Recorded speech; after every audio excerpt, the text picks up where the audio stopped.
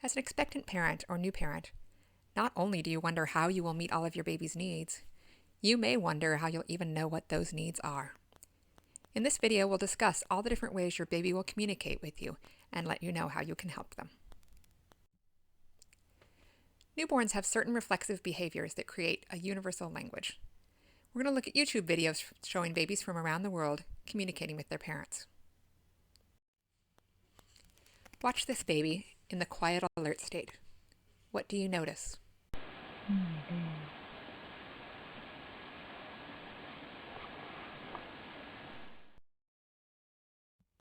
You saw engagement cues, a relaxed body, and bright, wide-open eyes. Again, you can see the body is relaxed, the eyes are looking around, exploring the world.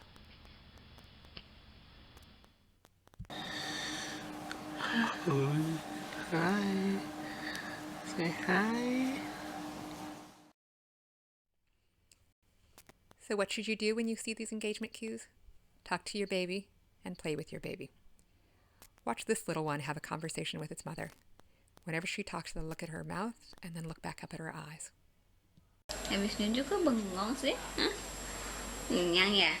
Udah kenyang. Tuh.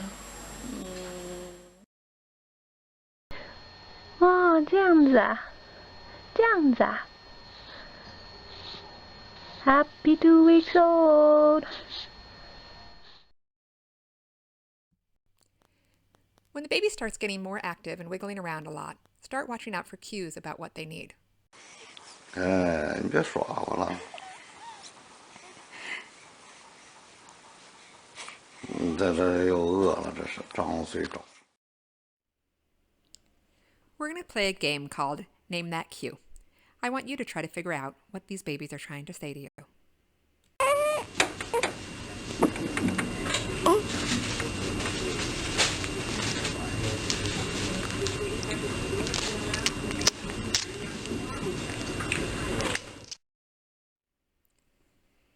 Your hint is that it's been over an hour since this baby last ate. These are hunger cues. The first cue is rooting. This is where baby wants to latch on. I say they see that finger, try to grab that finger and suck it into their mouth. Reach over again. That's rooting. Hunger cue number 2 is when they suck on anything they can reach.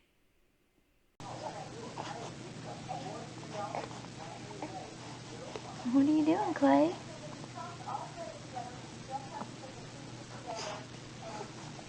Huh?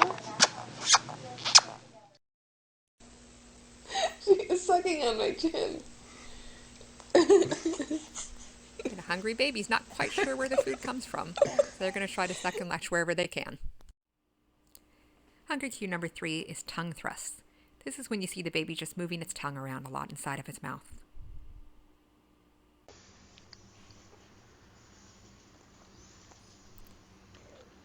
Do you remember in the quiet alert state how we saw babies who were just sitting still and gazing at their parents? That's not what we're seeing here. Hunger cue number 4 is your baby may dive for a nipple. They may dive for anyone's nipple. Baby, what are you doing? Yeah.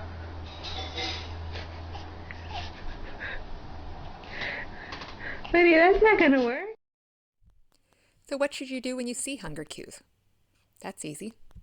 Feed the baby. Babies show all of those hunger cues for about 15 minutes before they start to cry. Crying is actually a late cue. It's what they do when nothing else worked to get their needs met. Okay, now we're going to play Name That Cue again. Tell me, what are these babies trying to tell you?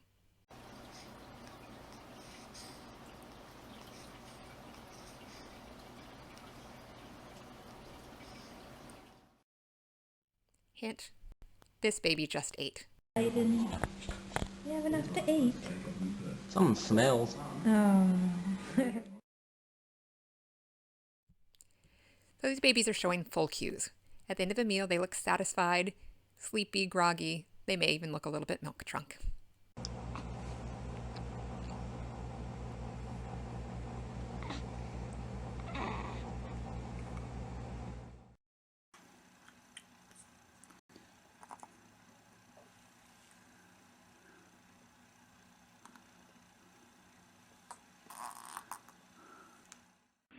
going to sleep.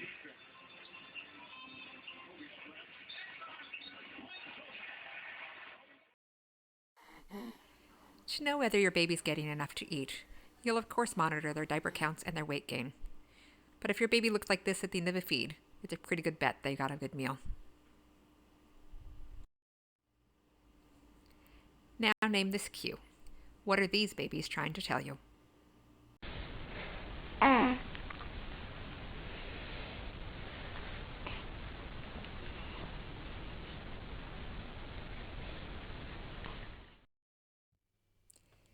Hint on this one is she just ate. But instead of looking relaxed and sleepy and milk drunk, she's making creaky noises, squirming around a lot, pulling her knees up to her tummy. Those are our gassy cues. Again, creaky noises, grimacing, squirming, pulling their legs up. If you see gassy cues, you can go ahead and burp baby. You can burp the baby either by placing it over your shoulder and patting its back,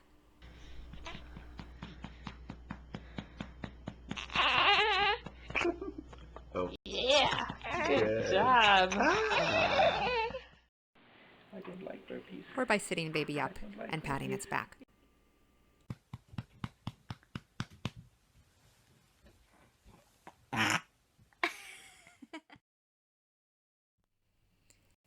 Name that cue.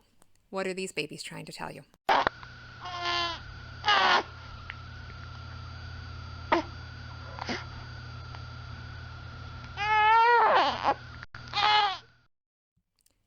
Our hint here is that it will soon be time for a change.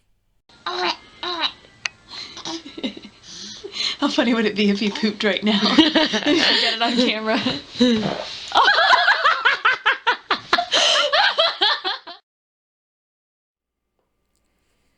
Poop cues include a thoughtful expression, pursed lips, furrowed brow, and a lot of grunting.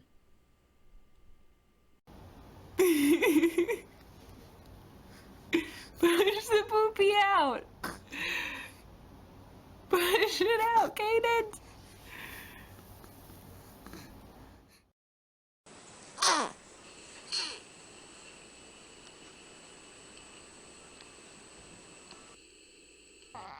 You better? Oh, I'm smelling something. I think he's gone at least a little bit.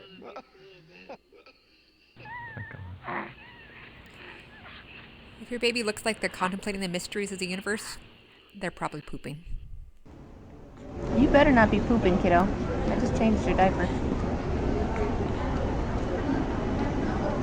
Oh, this is cute.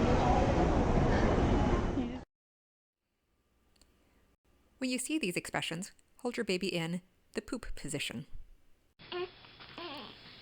Hold them in front of you, support their thighs. It's just a whole lot easier to poop sitting up than it is laying down. It's time for Name That Cue again. What are these babies trying to tell you? Where's my little man at? Where's my little man? Oh, yeah. What's mine? Our hint here is that this baby's been awake for a long time, at least an hour or two.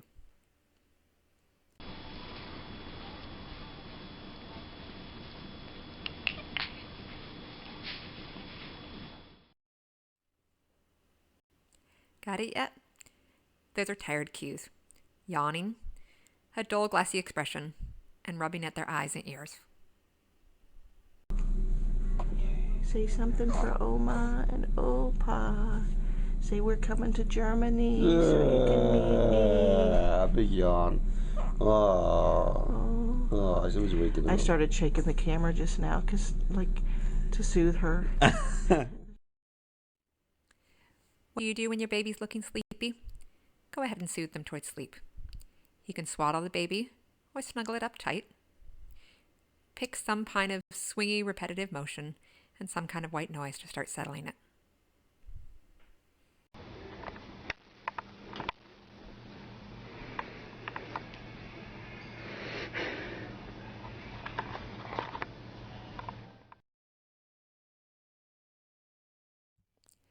What shouldn't we do when we see tired cues? Don't keep stimulating a tired baby, because overstimulated babies, once they overload, the only way they can let go of that stress is to cry and cry and cry. So name this cue. How is this baby feeling? Hey, sweetie. As Americans prepare for war with Germany, African Americans. This baby's showing disengagement cues. Jerky movements, glassy eyes. When babies are done engaging with you and need a break, they will turn away and push things away. Oh, you love that, don't you? You like it when I talk to you like that.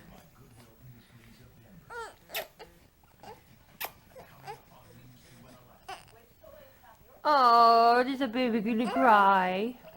Huh?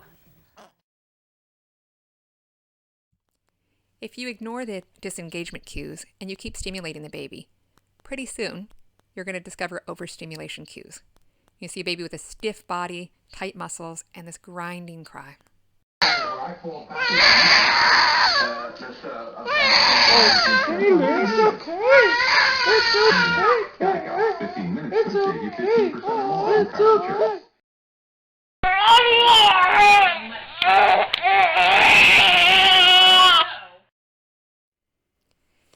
Instead of adding more stimulation for these babies, try swaddling, rocking, and white noise.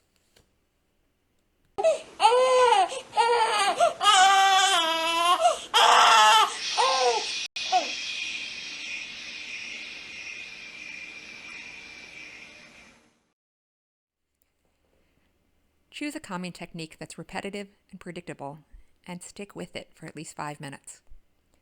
Sometimes as anxious first-time parents, we're in such a hurry to calm our kids down that we try 20 different calming techniques in 5 minutes, and this just further overloads an overstimulated baby.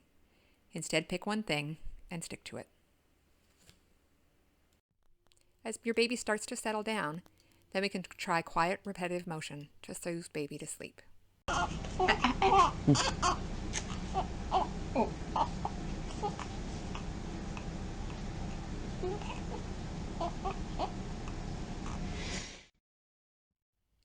When your baby first falls asleep, it's light sleep, which is called REM, or rapid eye movement sleep.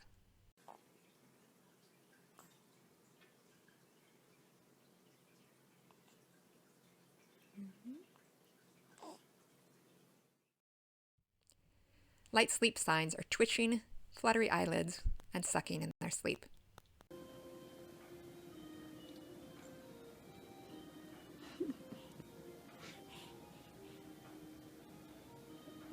So cute.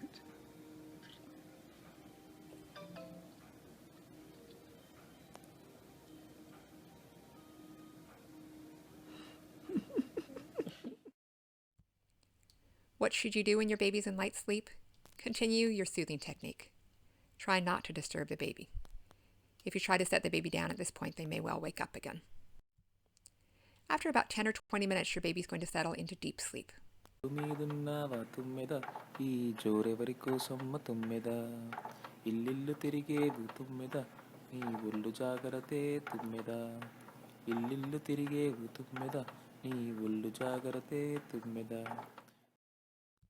In deep sleep, your baby has a relaxed body and face, and quiet, rhythmic breathing.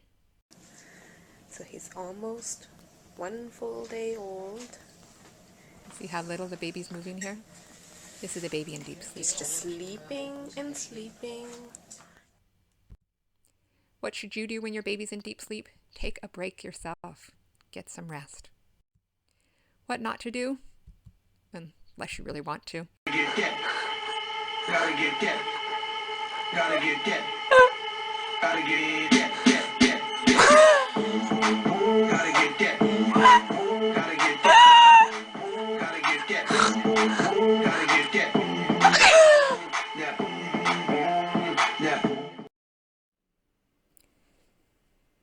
Although newborn cues are fairly universal, your baby's a unique individual and will have their own way of communicating. But as soon as you get to know your baby, you'll start learning his or her unique cues. If you respond quickly and consistently, you're going to get parenting off to a great start.